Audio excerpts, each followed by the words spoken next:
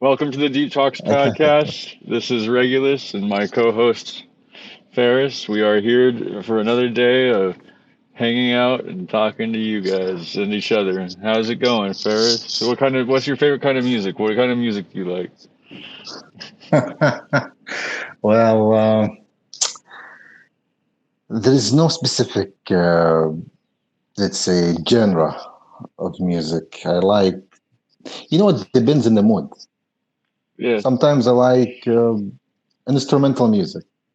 Sometimes I like to try the extreme stuff like heavy metal, death metal, even, you know, even sometimes black metal. Depends on the mood. I hear you. That's the probably for the same for me as well. I listen to all kinds of music. I work nights and when I'm working I have my headphones in listening to music the majority of the time and I'll like sometimes I listen to Spotify a lot, so I'll like let it play whatever is suggested based off of my preferences from the past, like songs I've liked before, and all the songs that I've liked before are just all over the place. You know what I mean? So every time it like plays suggested songs, I get like music from like Japan, I get music from like Russia, I get like Swedish pop, like I get all kinds of different music from around the world all the time. So it's like I you know, have you ever listened to like what's it like I was listening to this techno song or techno artist, and he's from like Africa, and he moved to Europe and like got into the techno scene in Europe in the 70s, and he like has like that like native African like music instruments in his songs, and it Mhm. just sounds so good. Like, and then I, I, I, I believe music is the purest form of art. There is nothing there is nothing can express the inner feeling of humans as music.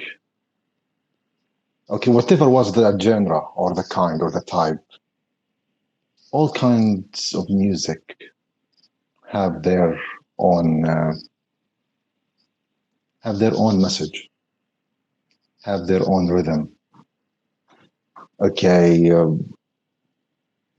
even even the extreme types or the extreme genres of music like uh, dubstep. like heavy metal. Okay, they have they have something to them. They have a unique something to them. Okay, I don't know from where I should start with this. Okay, uh, Hey man, I, music. al- I also like country music. I have deep connection to country music. Okay, country music. Yeah, they have unique vibe. Okay, that Western vibe. I like it. Okay, when I hear some singers like Willie Nelson, okay, like Johnny Cash, even these people are old. They Uh, still their their songs still live to this day yeah, in the yeah. hearts of many people. I listened to a lot of like Not music from the 1920s, man, and I can imagine listening to a song from a woman who's been dead for 80 years, you know? Like that's the type of music I listen to, and it's like I literally think about that. It's like I am listening to the songs of the ghosts of past lives, you know? Like these people are not even around anymore, but I'm listening to their echoes of their life while they were alive, like playing back into my life now, which is like and they're like 80 years removed from when I'm alive, you know, or 100 years removed from when I'm alive. Like, and we can still go back and listen to their voice. That's like so crazy to me. Like, even just to think about, like, what, like, yes, exactly, exactly. Yeah, I agree with this. There is a story about NASA when they send one of their probes into the space. They upload the probe with a song. I don't know if you know something Yeah, yeah, about this. If you heard about this this thing. Okay, and I remember the song. Okay, the school. I forget the exact title or the exact name of the song. Okay, it was it was it was written and it was performed by a blind man. I don't know if you know this, if you know about this. yeah, And yeah. Beethoven, right? I think it is, yeah, I forget the exact title. Something like Alone in the Dark, maybe, or something. Let me see. I think it is here. I believe I saved it somewhere in my laptop. Okay. Um, I know which piece you're talking about. It's like a classical piano piece yeah. written by like No, Mozart. no, I'm pretty sure. it is not. Some No, no, it is not. No, no, no, it is not classical. It is Dark Was the Night, I think, or yeah, Dark Was the Night, I think. I believe this is the name of the song. Dark Was the Night, maybe Dark Was. Yeah, Dark Was the Night. Yeah. Dark Was the Night. This is the name of the song. Okay, and the singer is called Willie Willie Johnson, the blind Willie Johnson. oh, Okay, they choose this piece because it carries a deep meaning. Okay, first of all, the title. The title is this: "Dark Was the Night." Okay, and it was as I told you before, it was written and performed by this blind black man. Okay, his name is Willie Johnson. It's so sad. Okay, I recommend you to check it out. Okay, and listen to it by yourself. Okay, to see it and to feel the kind of message it has. Okay, now, why NASA ch- uh, choose to send a song to space? Keep in mind that music is only on Earth. There is no music in the space. because I would imagine because music is a pattern. We're making patterns out of like sound. I know it's like, how do I put this really simple? We're like using what exists around us to make sounds out of it in a way that makes is like a synchronized pattern, right? And like, the reason music is pleasurable, like on a biological level, is because of the way that those patterns sound to like feel in our brain, like because we identify with patterns as a way to make ourselves comfortable in nature, right? So like the verbal, or rather the auditory pattern that we hear gives us comfort compared to the Yes. randomness in nature. Also, um, music can can be associated with memories inside the human brain. Sometimes when you listen to a certain song, you just like you're, you're just like getting or living that moment again when you hear that song for the first time. Yeah. Okay, um, I want to do something about the weird one of the weirdest things I ever heard. Okay, it's about Apollo the 11, I think, the people who walk on the moon. Okay, in NASA's archives, they mentioned something very bizarre. Okay, they mentioned that when they were walking in the moon, they hear the music. Did you hear about that? No, I It is haven't heard so about that. bizarre. I heard about that. I'm shocked. Okay, actually, it is written in the archives of NASA. Okay, I watched it in I believe in a documentary before. Yeah. Okay, and I read about it also. So what is going on? When I heard about this event, why these restaurants? Why these restaurants I don't think like hear that hear I that song or hear that music? What's going on here? Okay, I think it this may is have been th- like a one of those hallucinations that you get, like when you like imagine the magis like that's like so much human accomplishment that has been taken so long about a bunch of human engineering put together to like even be able to get these men off of the earth and onto the moon to be able to land there and have that moment of success where you know like you're not dead and you've accomplished your mission. I feel like that would cause music to play in your ears too. Like just anyone who was there would probably feel like the uh what's it called when the it's a play and it's a opera where they have the like Vikings with the Valkyries, and they play the big horn, and there's like it's the fanfare where you feel like you just accomplished something. I can't remember the name of the play or what the scene is, but there's this part in it where they play the Valkyries are hanging from ropes and they play the horns, and it's like it's the victory of Valhalla or the rising to Valhalla, and that's what that moment would be for anyone, really. You know, like being the first man on the moon or being a man on the moon, like for the first time, and then planting your flag. If you've ever seen that play, you would probably have it ringing in your ears too. Like, you know, but it is according to their testimony. There were more than just one person who heard. I mean, there were more than one astronaut, yeah, astronaut who heard that song.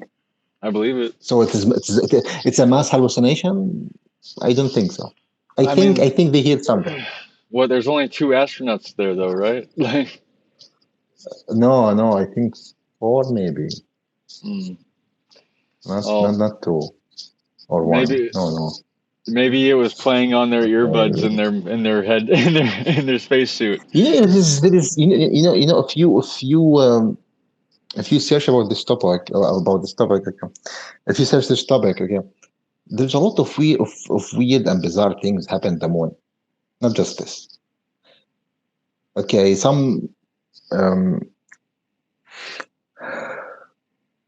some people mentioned that they hear a ringing bell when they were walking in the moon. Okay, some restaurants reported that they saw weird things in the moon. Okay, I think there was something watching them out there. Oh I man. believe. Okay, maybe there was something watching them out there. Okay, we don't know. There is a lot of weird things happening in the space, Rigor. A lot of weird things. I mean, Okay, it's mostly just asteroids and like bits of matter floating around and bumping off of each other and creating bigger bits of matter. Like there's not actually all that much crazy going on out there, man. Like no, yeah, like no, it's mostly just a super massive empty expanse with like fucking just the only thing that's really in it is photons floating around between balls of light. Like everything else is like there's like very little matter in that space whatsoever. Like, maybe if you get I far enough think away from any other ball of light in that mantle, you would be able to have like no time pass while you travel through that space. That would be pretty cool. Like just literally suspended in time while you're traveling. I think the space is big enough to accommodate a lot of things.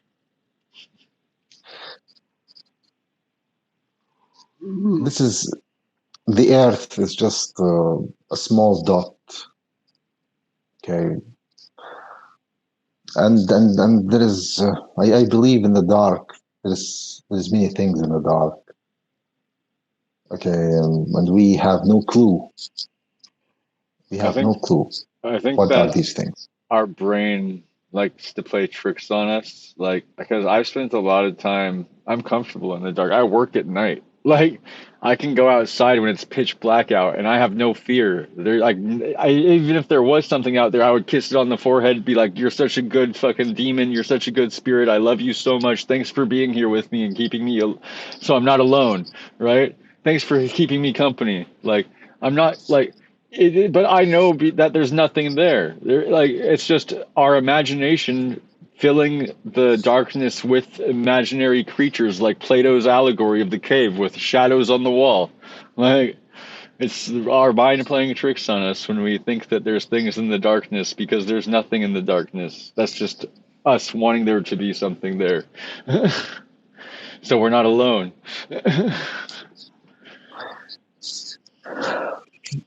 If you want to speak about alien life, this is a whole Oh, this is a okay. whole subject. If you want to get into Okay, but alien life, all right. I'm sure there's millions of other species out there, but we're never going to be able to travel to meet each other, not unless there's some super I crazy like level of technology where we're able to like manipulate matter literally with our minds.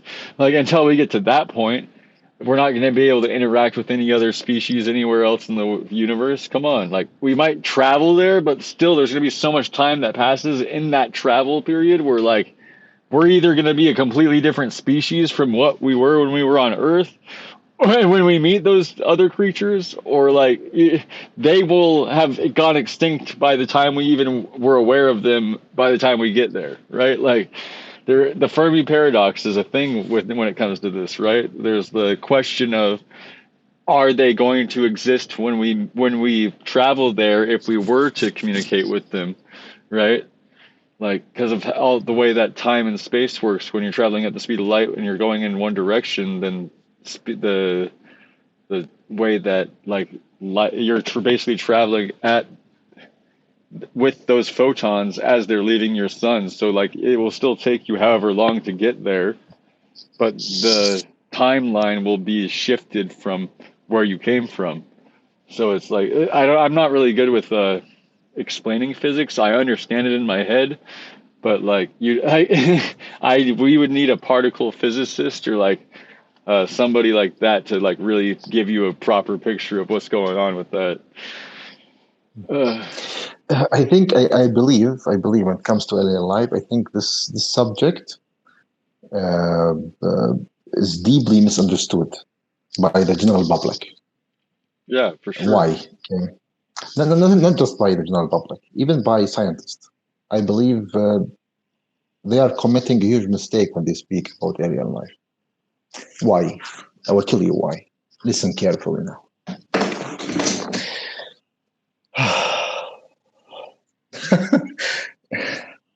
Alien life forms come with different level of intelligence. Okay, you should expect that the more intelligent species will control the less intelligent species. Now, let's suppose that, as many people say, or as many researchers claim, that there are more than 35 or 34 alien civilizations in our galaxy alone. Okay, let's suppose this is true. Okay, I think you heard about this story. Okay, about this prediction before. Okay, let's assume for a moment that this is true. We have more than 30 for alien civilization just in our galaxy. Now the question is,